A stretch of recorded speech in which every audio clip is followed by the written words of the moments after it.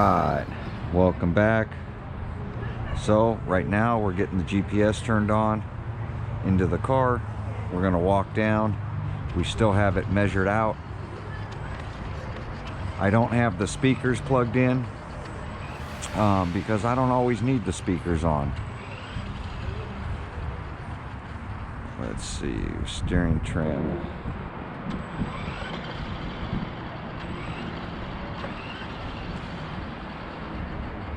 So we're gonna walk down and make some hits. We got 9 satellites so far, and we're gonna see how fast this thing is.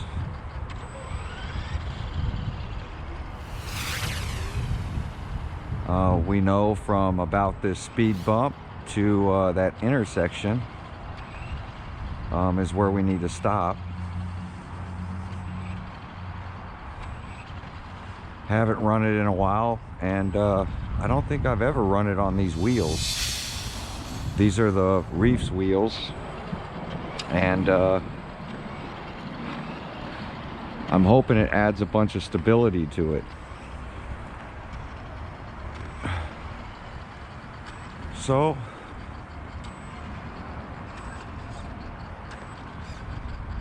here we go. So we're gonna go to drag race. Ready. It's testing, and oh look, a car. What do you know?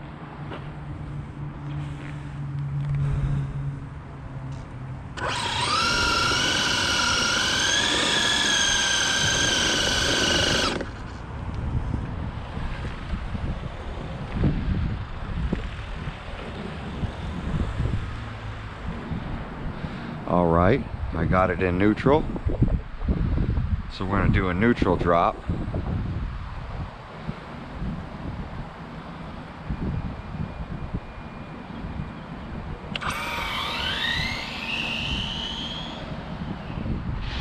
Oh!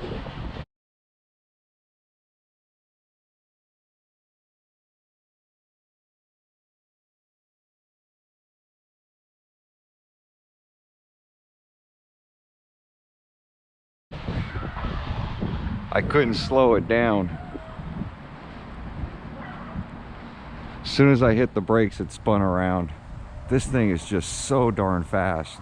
It's funny because even though it slips and slides and you crash at the end, it still calculates the 132 foot, how fast you were. And I never even hit full trigger. I was about 3/4, almost full. Hopefully the GPS stayed inside. So we're gonna hit read. So 3.2, 47 miles an hour.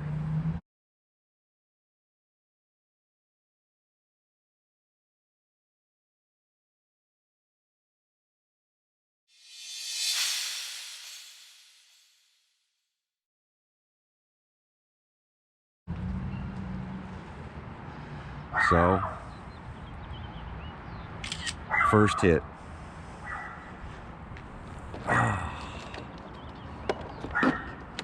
It's so heavy.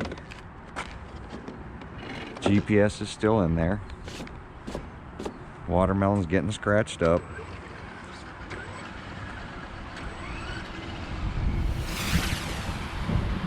And that's the thing when it comes to these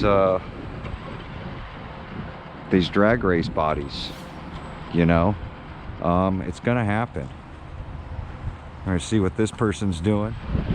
Hopefully the wheels look okay. It's the nice thing about these big bodies is that they save these wheels. So that was half trigger on the launch.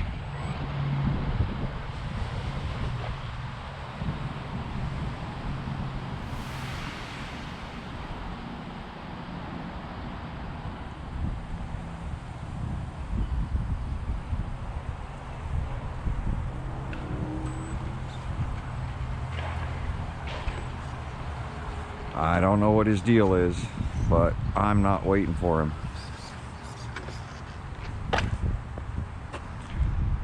So we're gonna go back. We're gonna go to drag, ready, It's testing.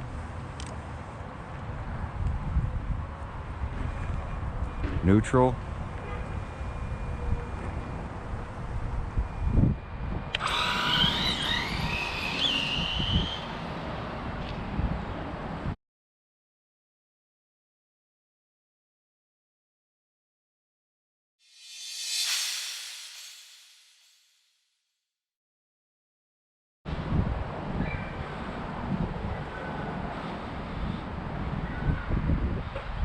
I almost hit full trigger. I might have to gear this thing down.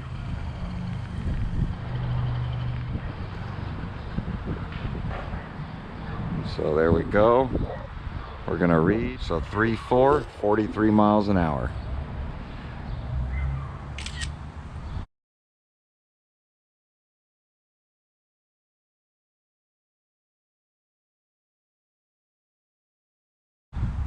So we'll see if we can get a better hit.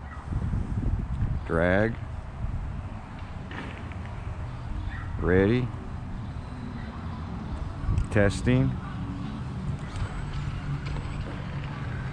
Do a burnout this time.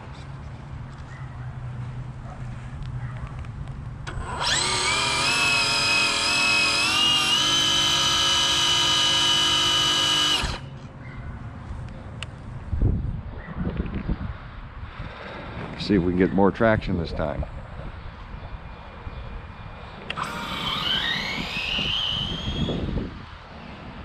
I let off way early.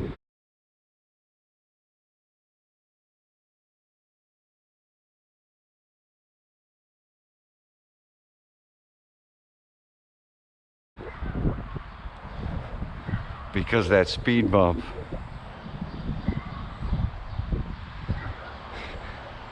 I need more room. I need more stopping room.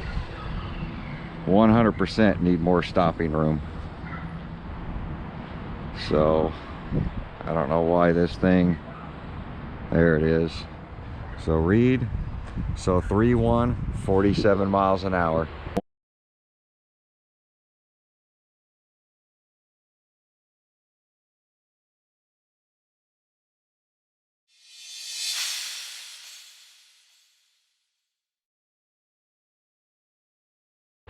As you see, watermelon still faster. I know it goes a lot faster because I've done a 2.8 in it. 2.8 at 51 miles an hour. But I'm not going to push it on this road. It hooks, it goes dead straight every time. It's just a fun RC.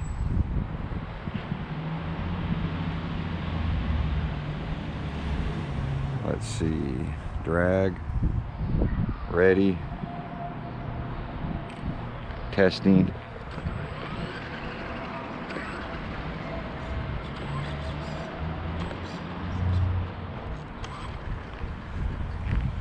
Oh.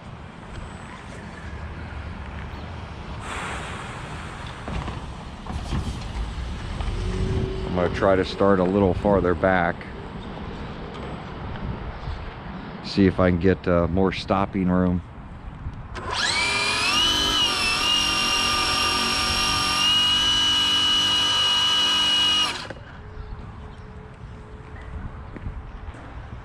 See, trigger down.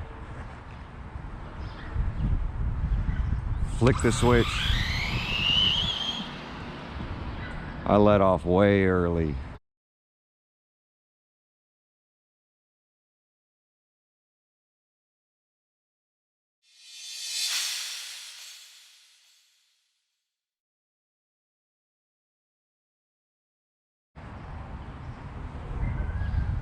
There's no way to run this car out, but it goes dead straight.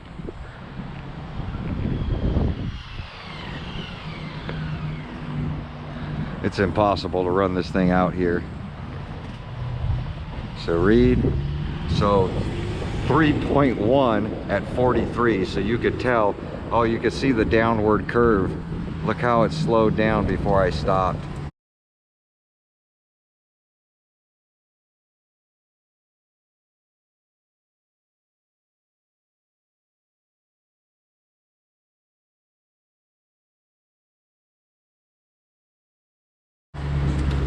So that's pretty cool. I know it's a 2.8 because that's what it's always run, is a 2.8. So 2.8 at 51 miles an hour. We're gonna go ahead and turn the GPS off, save battery life.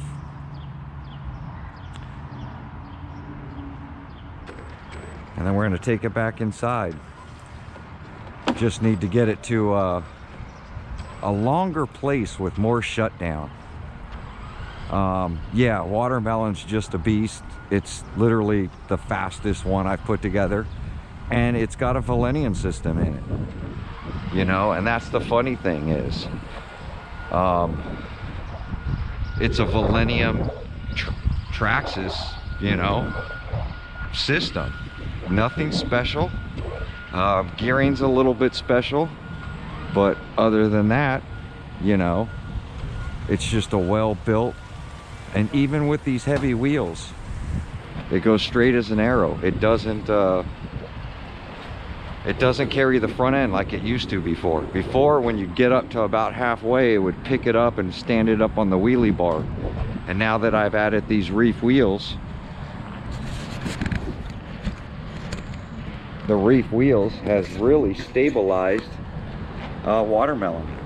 So Watermelon's doing what it does. I didn't even put the side clips on it, but doing what it does, goes straight down, and it hooks dead up. And as you see, I'm running golds in the rear and golds up front. Some say orange, I call them gold.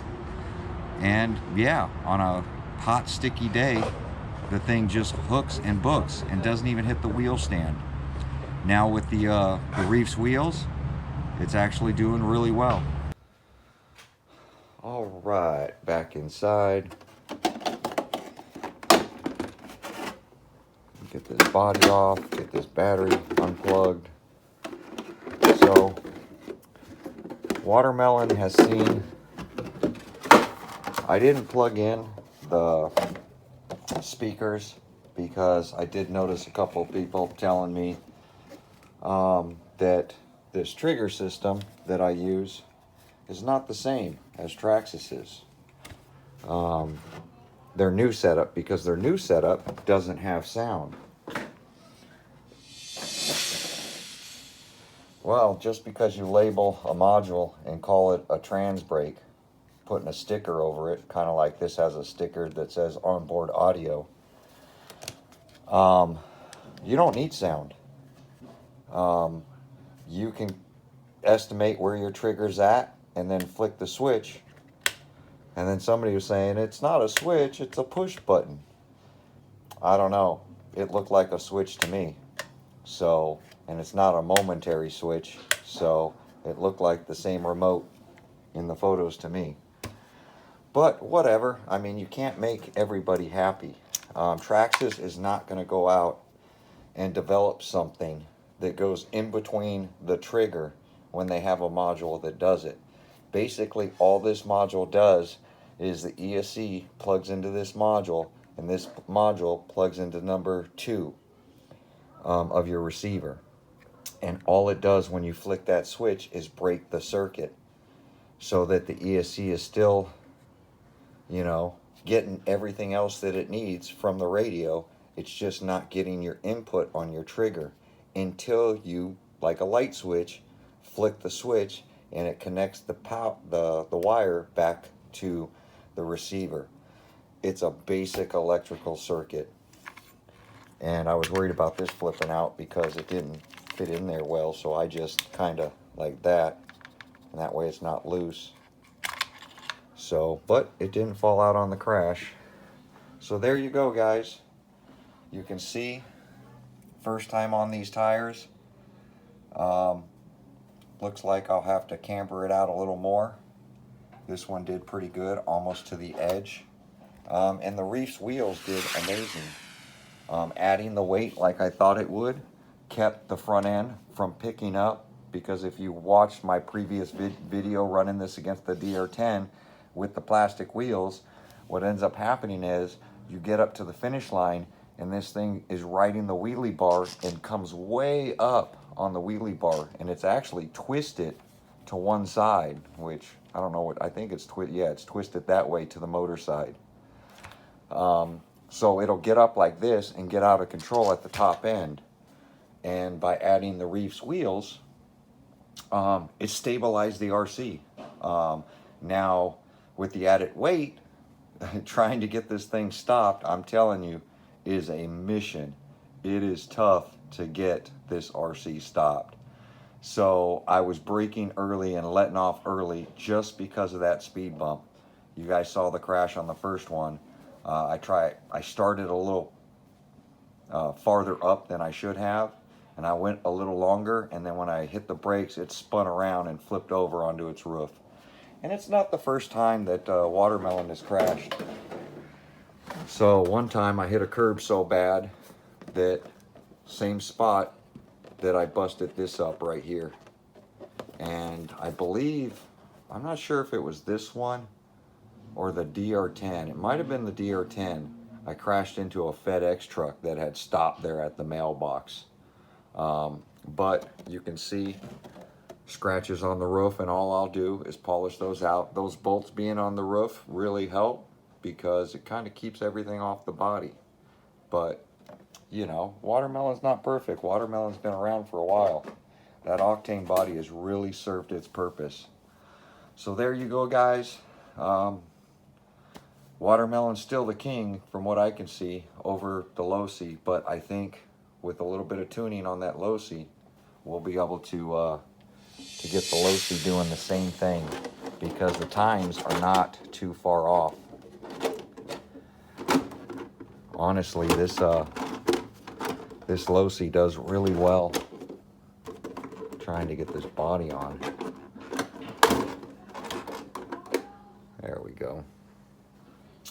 So the Losi, actually, if you look at the times, I mean, Watermelon's more consistent, you know, 3 1s, 3 2s, where, you know, that's 3 4s. I think it did hit a 3 1 1.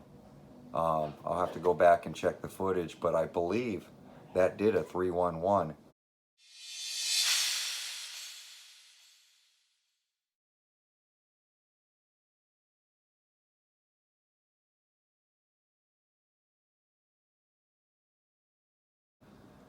Not even trying. The 2S batteries pack a punch. I really like them. We're running the same connector. Now this, as you see, I have an adapter into it, and that's how I run this, just because I don't want to cut up the ESC. Because if the ESC ever goes bad, I'll send it back to Traxxas. When you cut them, it voids your warranty. So since this one's pretty much all stock, and that's what I use it for, I mean, you could tell Watermelon was dead straight. Full trigger hit, and it went straight as an arrow. And still impressed with the Traxxas Drag Slash. Now, do I need another one? I don't think so. I have the Mustang that's not even on the table. I have that one. I have this one. I have Drag Bug, which was a slash challenge that RC Guy Garage did, and I built with spare parts I had for my drag slashes. So I did a Drag Bug, so that's another slash I have. So I think I have 4 or 5 of these. Will I pick up the new Traxxas? I probably will, just to take it apart, see what's going on, and show you guys if it's worth it. If you guys own one of these, I definitely suggest getting onboard audio and do it the way I set it up. Your reaction times off the line are cut in half. It's amazing, and it's consistent. And that's the biggest thing, is getting that full power to that rear wheels if the tire can handle it on the road. So there we go, guys. Like, comment, subscribe, and we will see you guys on my next video. Thanks for watching.